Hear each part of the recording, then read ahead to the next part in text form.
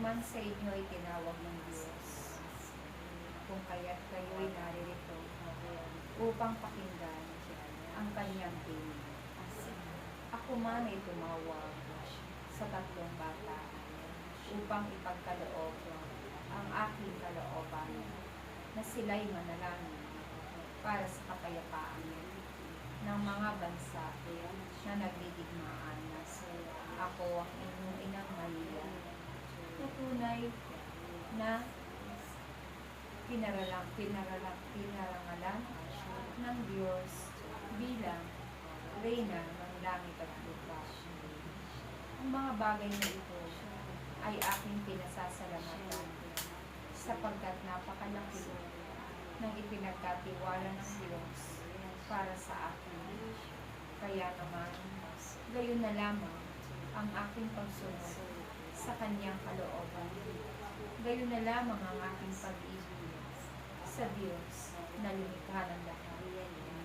Ang kanyang pinagtatagubili sa akin ay pinagsikapang kong sundin sapagkat batis ko na pagdating ng panahon, ako'y tatanggap ng gantimpala mula sa kanya. Kaya't aking mga anak, kayo'y hinihikayat ko na sumunod sa Diyos. Ang bawat isa sa inyo ay mayroong kalooban ng Diyos na dapat ninyong sundin. At kapag ito'y inyong napagtagumpayan, kayo'y makararating sa buhay na walang hanggan. Kayo'y mga ina ng inyong mga anak, at bilang mga ina, lagi ninyong iniisip ang ikabubuti ng inyong mga anak, at lagi ninyong iniisip para sa kanila ang mga bagay na mahalaga na kanilang ikasisiya.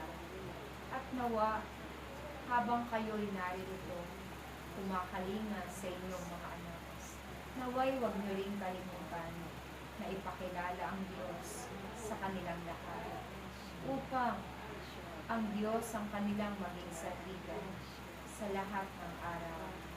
Malayo man ang kanilang marating, makamit man nila ang buong tagumpay ng kanilang buhay.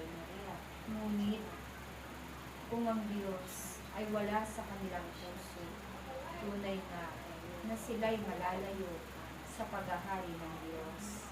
Kaya't aking mga anak, tinawag kayo ng Diyos sa ganitong gawain. Naway ipakilala niyo rin ang Diyos na ang Diyos na inyong tinatawag at Diyos na inyong pinaglilingkuran ay Diyos magpakailanman, nababawi ng buhay ninyong lahat.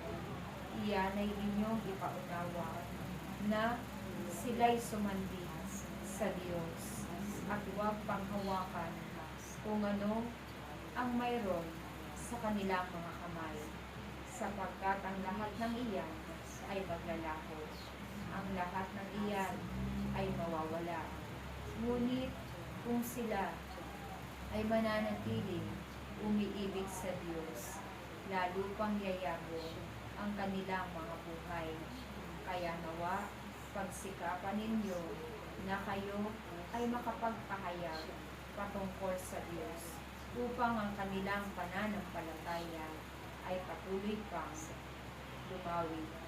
Ako ang inyong inang Maria, nawa kayong lahat ay patuloy na sumunod sa kalooban ng Diyos, sapagkat ang pagsunod ninyo sa kanyang kalooban ay siyang magbibigay sa inyo ng buhay na walang hanggan.